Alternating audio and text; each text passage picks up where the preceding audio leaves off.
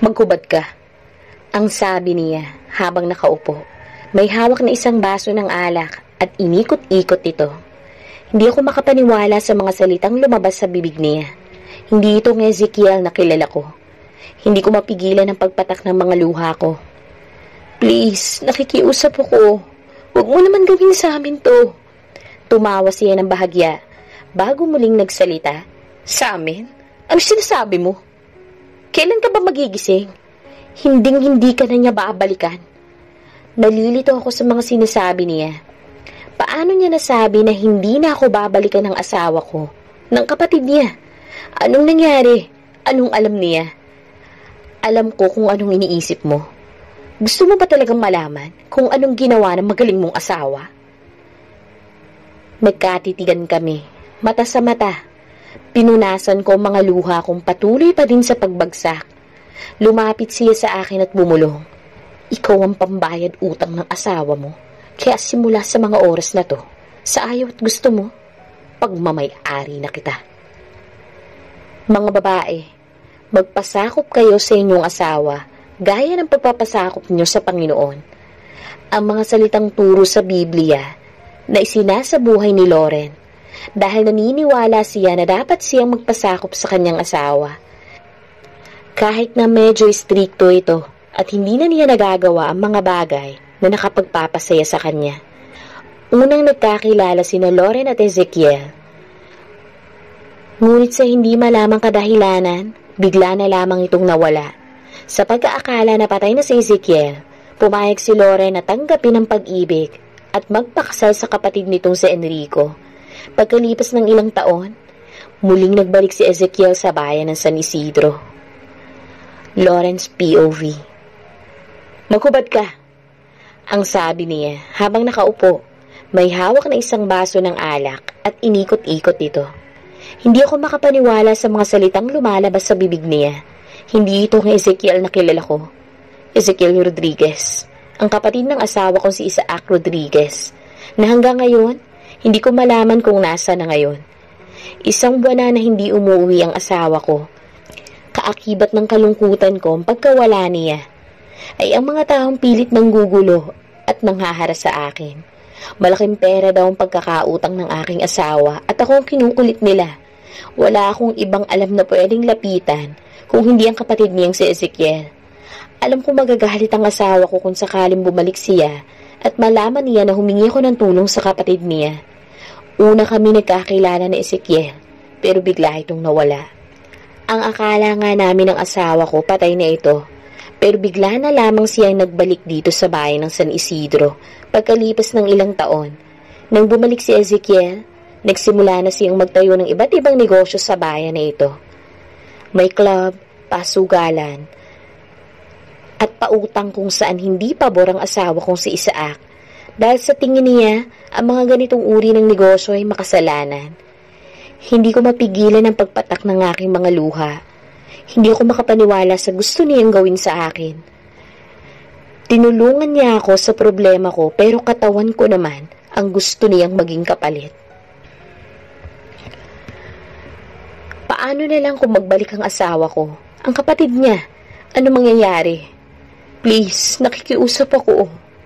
Huwag mo namang gawin sa amin to. Ang pagmamakaawa ko sa kanya. Tumawa siya ng bahagya bago muling magsalita. Sa amin? Anong sinasabi mo? Kailan ka ba magigising ha? Hinding-hindi ka niya babalikan.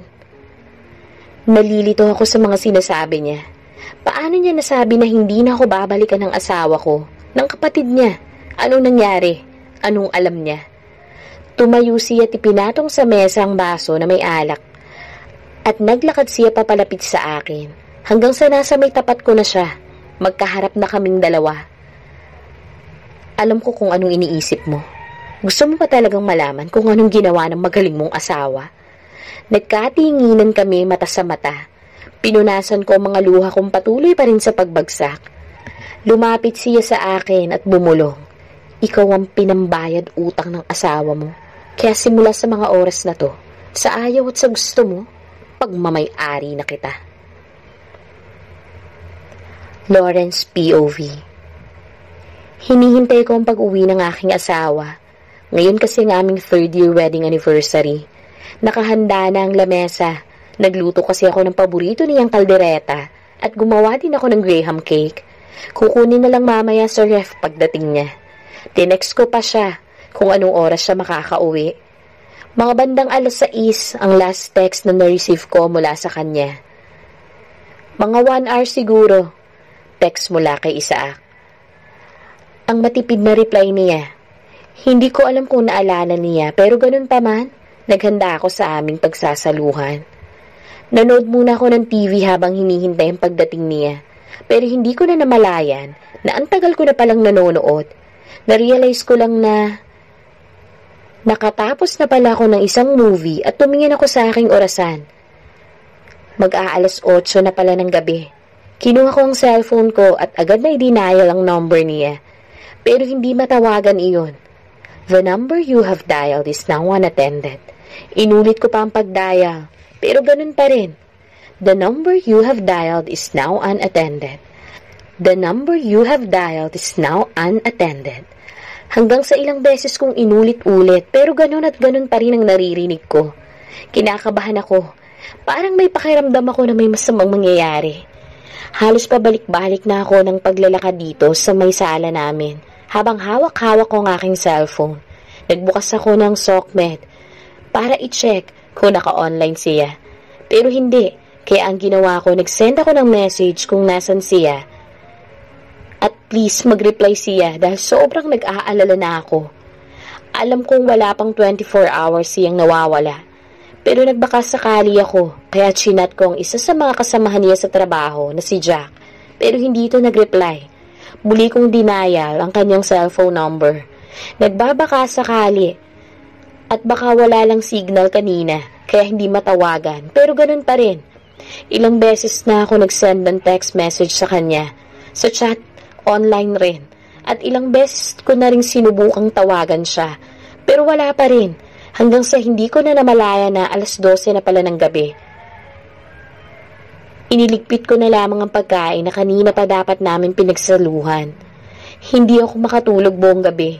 Gusto ko man pumunta sa police station, ay hindi pa naman pwede dahil wala pang 24 oras na nawawala ang aking asawa. Isaac, nasan ka na ba?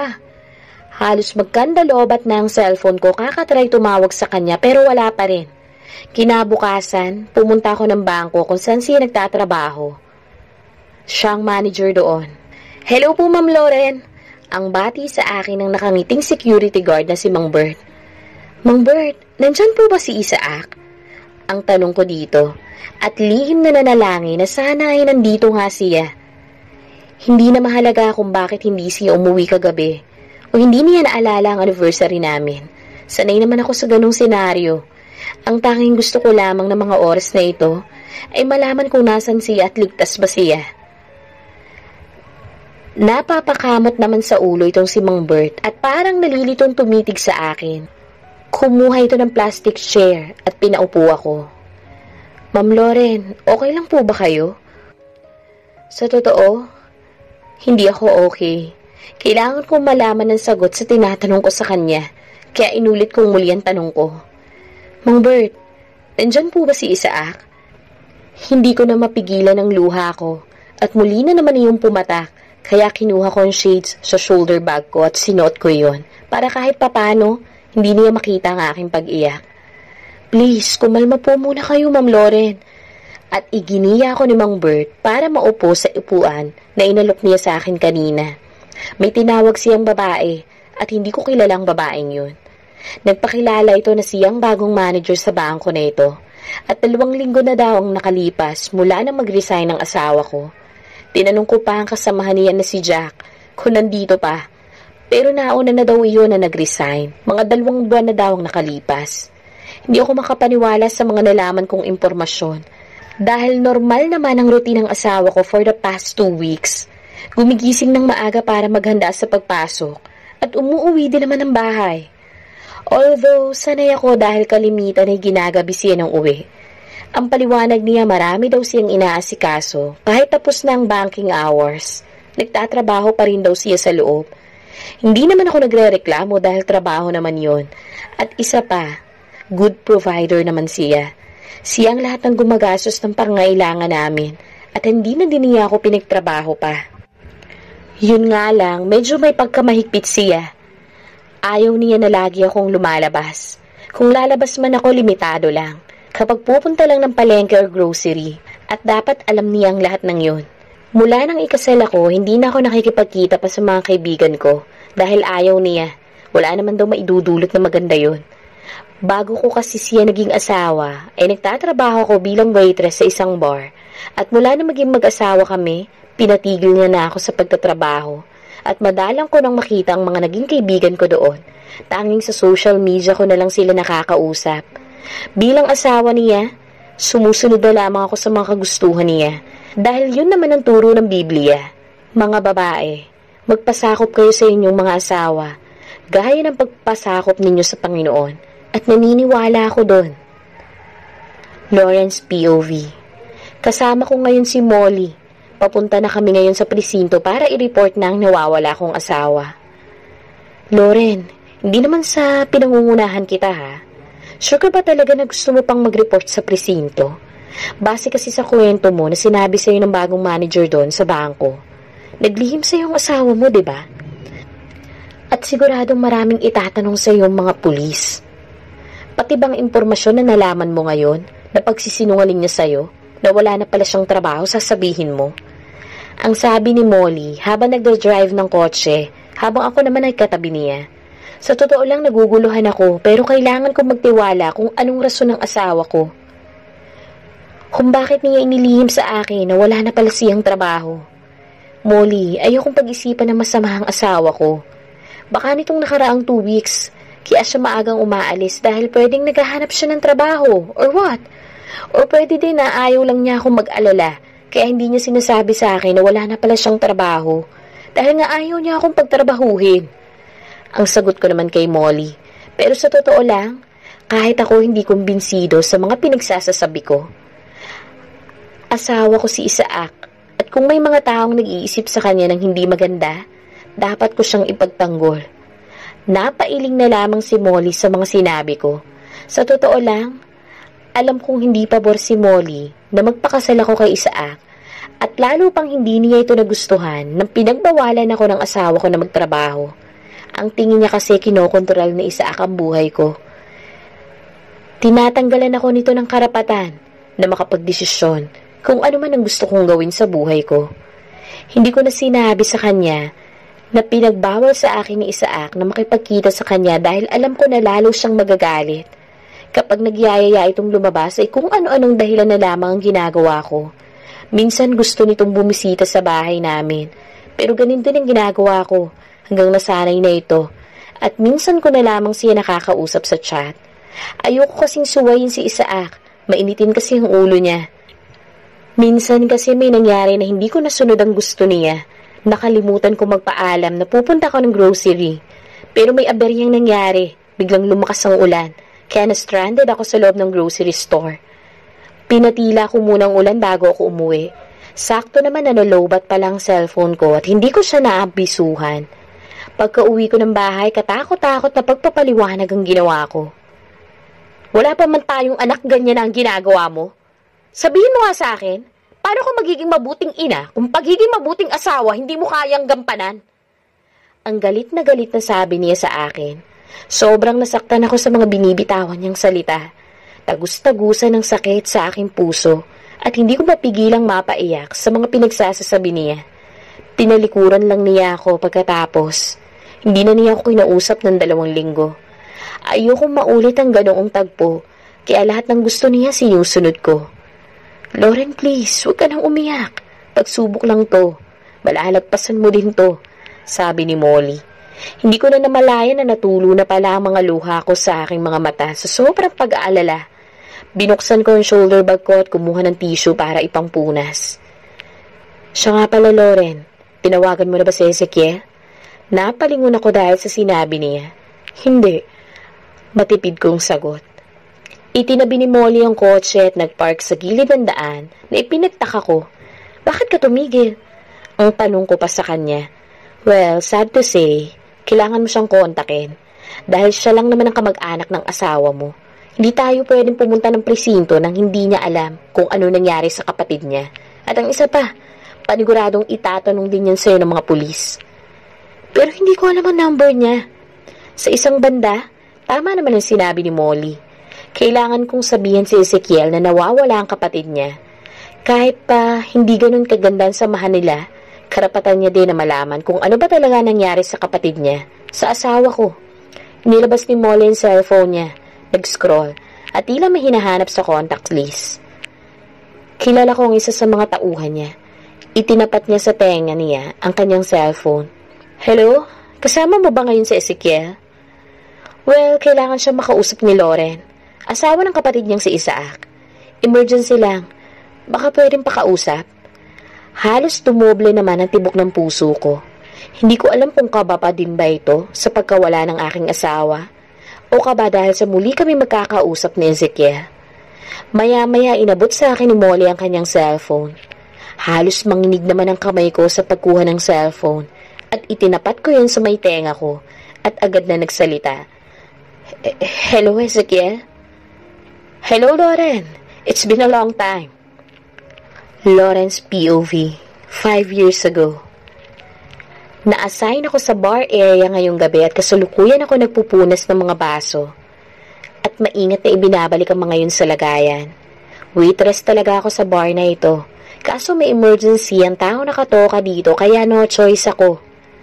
Need ko muna tumao dito. Wala namang problema dahil hindi naman masyadong busy ang araw na to. Dahil araw ng Lunes ngayon. Kapag ganitong araw medyo konti ang customer dito sa bar. Nang pumasok ng isang lalaki, umupo ito sa may bar stool. Tamang-tama, tapos na ako sa ginagawa ko. Tumapat ako sa harapan niya at ngumiti. Jim Beam on the rocks, please. Agad ko namang inasikaso ang order niya at ibinigay ko yon sa kanya. Nakatayo lang ako at pinagbamasta ng mga customer dito at talagang walang masyadong customer ngayong gabi. 2 table lang ang okupado at isa lang ang nakaupo dito sa my bar counter. Are you counting? Nagulat ako nang marinig ko ang boses niya kaya napatingin ako sa kanya. Napansin niya kung anong ginagawa ko kaya napangiti na lamang ako sa kanya at ngumiti din naman siya sa akin. Hanggang anong oras ang shift mo? Ang deretsahang tanong ng lalaki.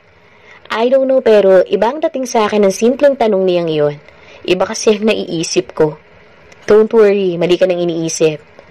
Mali pala ang tanong ko. Dapat pala, hanggang anong oras open ang bar na to? Because it's already late. Alam ko, hindi naman kayo inaabot na madaling araw, di ba? Because I want to buy you a drink. I want you to relax a little bit. Bago ka umuwi sa inyo.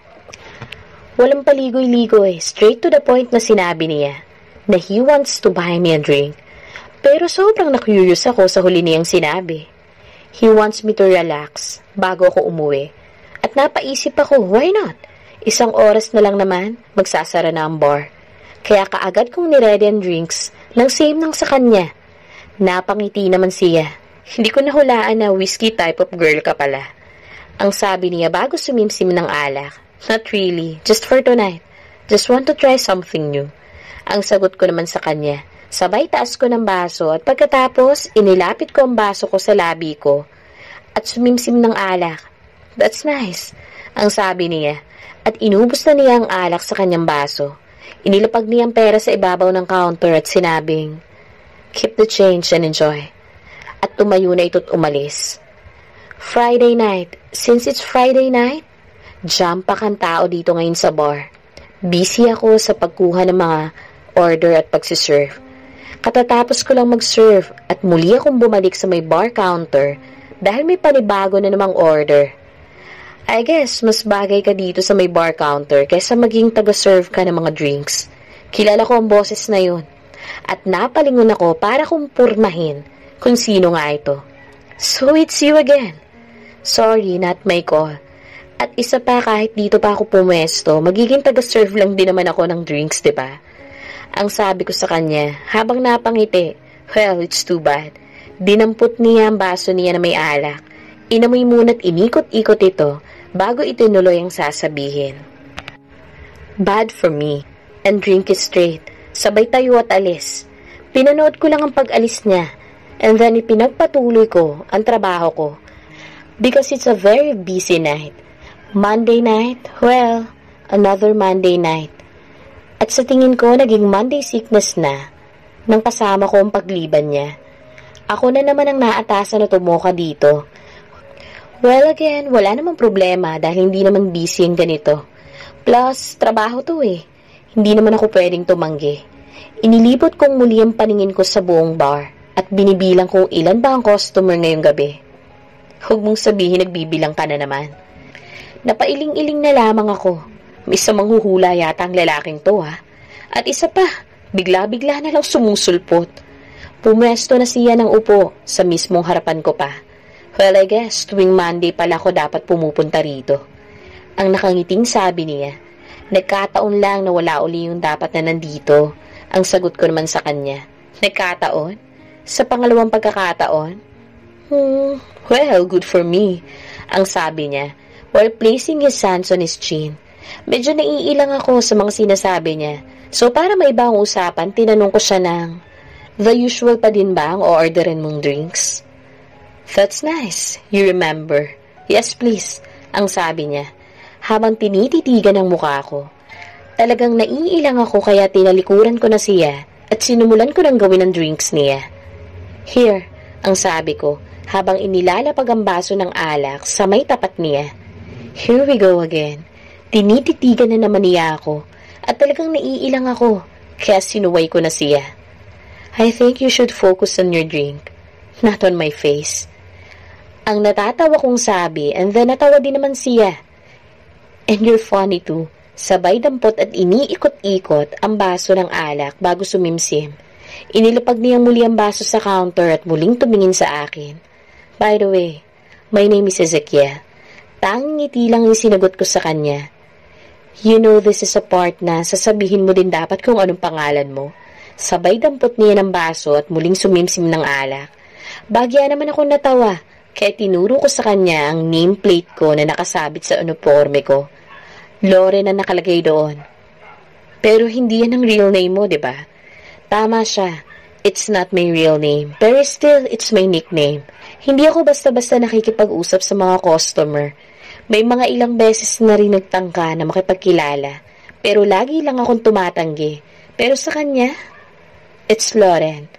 Nagawa kong sabihin ang tunay kong pangalan.